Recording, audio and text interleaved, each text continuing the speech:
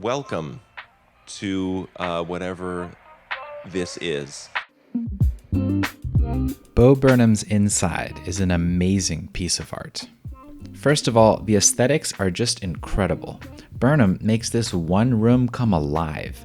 Every shot contains so much artistry and care. I have never seen a comedy special with so much quality directing. But it's not just how fun, unique, and varied the style is. It's also how well the aesthetics work with the content of the show to amplify the comedy and the message.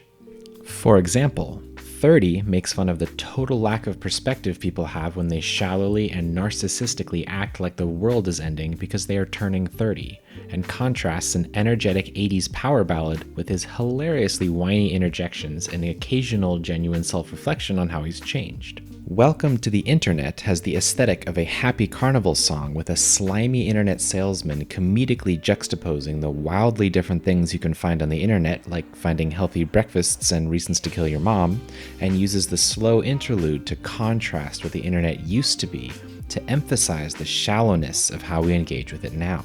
White Woman's Instagram is a pop ballad that pokes fun at the shallowness of how we portray ourselves on social media.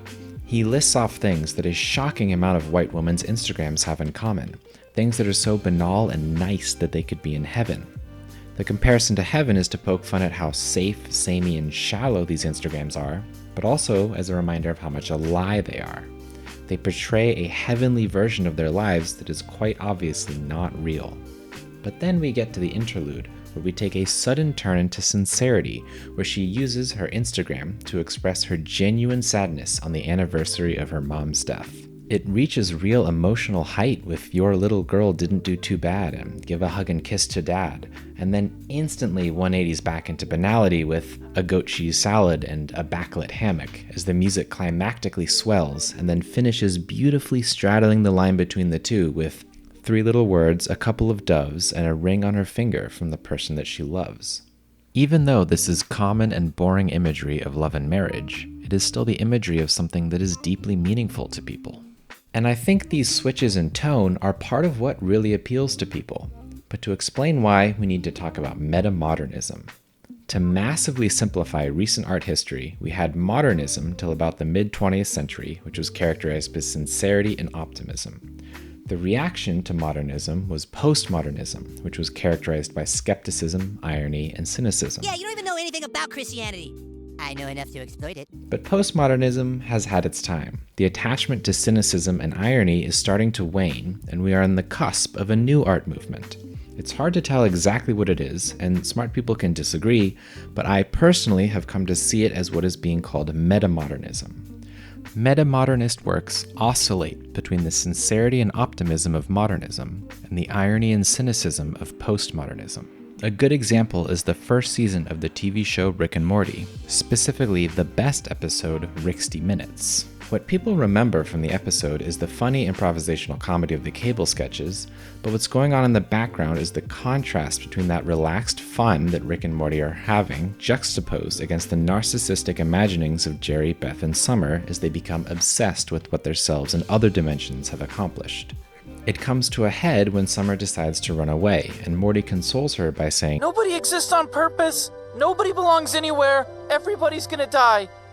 Come watch TV." This cynicism then gets flipped as Beth and Jerry, still myopically watching their dreams having come true in other dimensions, see those counterparts admit their unhappiness to each other and confess that they wish they had what Beth and Jerry have together but don't appreciate. I wish you hadn't gotten that abortion, and I've never stopped thinking about what might have been.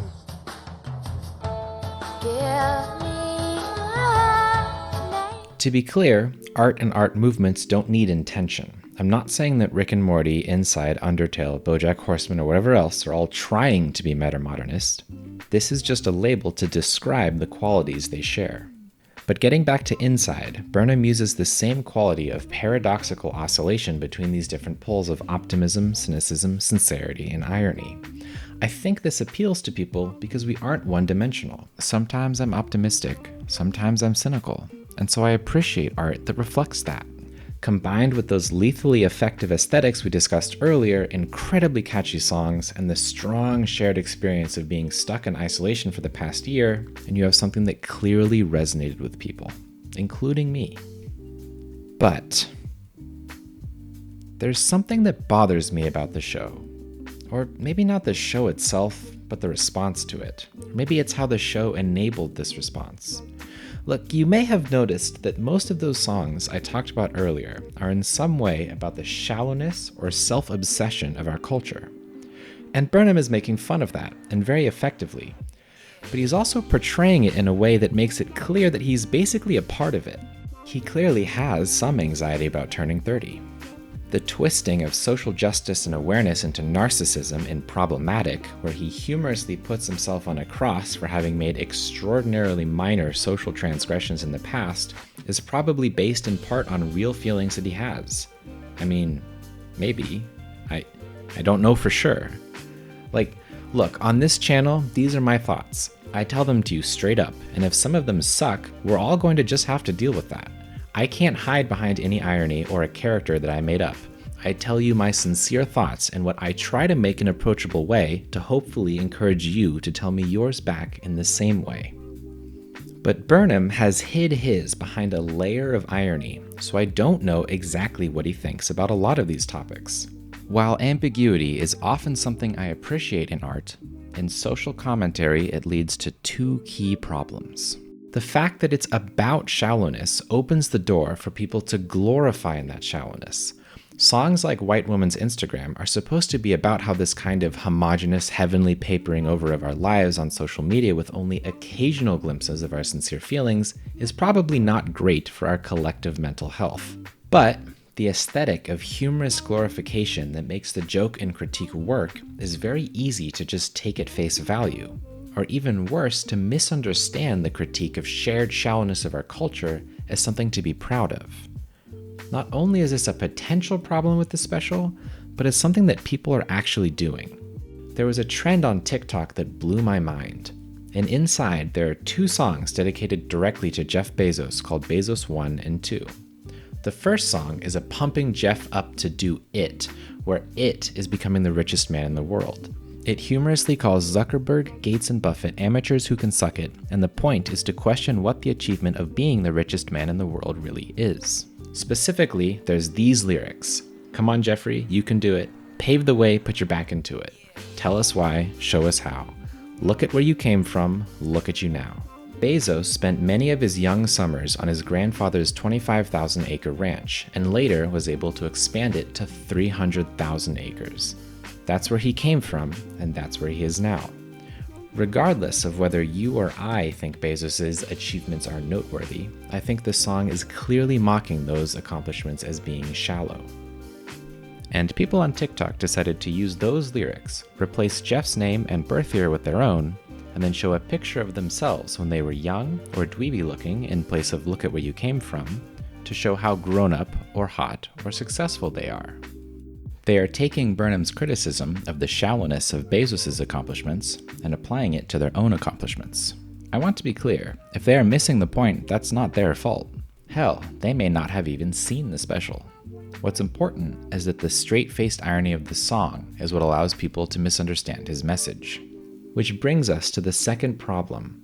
A whole show about how shallow and self-obsessed we are is still kind of shallow. Yeah, it's a critique, but it doesn't stop it from being relentlessly narcissistic. Should you stop trying to be funny? Should you give away your money? No, heal the world with comedy. Make a literal difference, metaphorically. There's only one thing you can do about this fucked up world while being paid in the center of attention. I see that you realize you're being narcissistic and you're calling attention to it and pointing out how that kind of shallow self-obsession is sort of a huge part of our culture, but a whole special about our shallowness and your shallowness is still shallow. Again, I really liked it. It was really funny and the songs are absolute bangers. There are so many that could easily be the best single from a new Bo Burnham special, and they are all packed in here. Clearly his creativity was on fire from being trapped in this room. And that's cool, and there is interesting stuff here about art and mental health from the pandemic. There is something odd about making jokes when no one is laughing, when you have to press keys to simulate audience laughter. I love this shot. I love how his heart is giving this half-hearted defensive life while his face looks like it's already dead.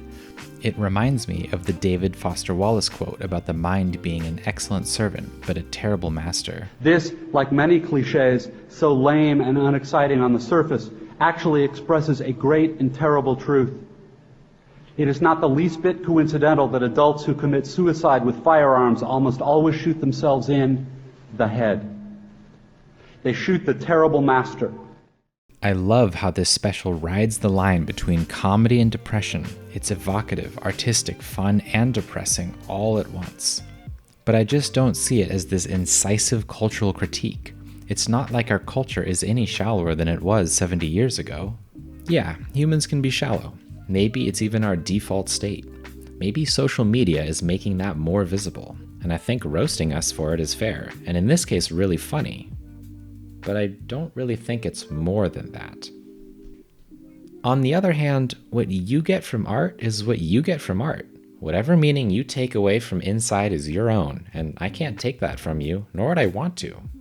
Even though I want to point out what I see as the special's weaknesses, I also don't want to try and gatekeep what people find deep. So instead, I'll share this. The second time I watched the special, I was getting a little overwhelmed by the self-obsession, and about halfway through ended up watching One Night in Miami instead. And the contrast was incredible. Not only is One Night one of the best movies I have ever seen in my life and a shoo-in for Best Picture, but it's about something in this country that spans decades. If you haven't heard of it, it's a fictionalized version of a real night that Muhammad Ali, Malcolm X, Sam Cooke, and Jim Brown spent together after Ali won the boxing championship in 1964. It uses the dynamic between these four friends to grapple with really difficult questions about the internal struggles of the Black community. What do successful and famous Black Americans owe to their community? How should they engage with the struggle for civil rights? Should they censor themselves to expand their reach? Should they speak their minds even if it costs them power, which is the exact thing that Black Americans are fighting for?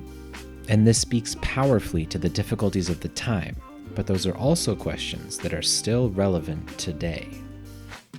Inside is a self-critical critique of our self-obsessed culture. It is an Ouroboros of self. The artistry is incredible, and the songs are bangers, but it's still an hour of Burnham staring at his own navel, albeit in a really funny and critical way. And it'll never be more relevant than it is right now. In FaceTime with my mom, the fact that his mom is holding her iPhone 5 no further than 6 inches from her face adds to the humor, but that joke dates itself to right now and right now only.